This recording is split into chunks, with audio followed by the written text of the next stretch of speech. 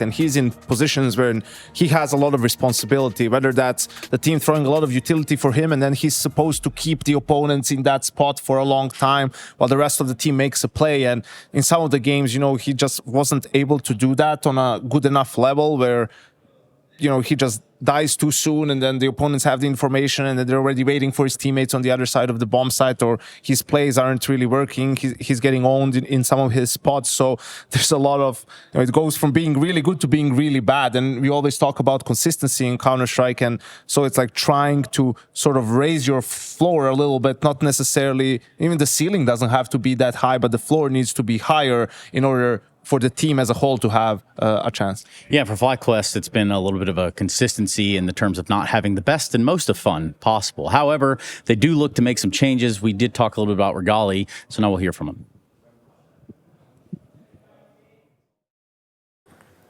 Now, Regali, you were obviously part of one of the roster moves that happened over the player break. Was it surprising to you to have an Australian team reach out to you as a European? A little bit. It was kind of a shock, but I liked it in the end.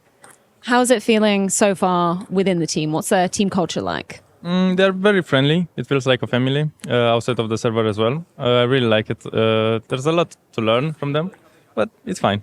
It's enjoyable. Tell me a little bit about your game so far. Obviously, we saw you winning a match back at Blast Bounty, losing out on one. You lost yesterday as well.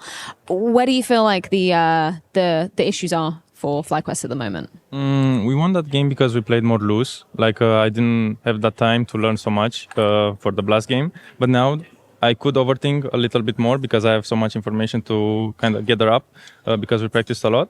But I think the goal is to play more loose again and come back to more on the fly. Tell me a little bit about Dexter's system that he kind of employs.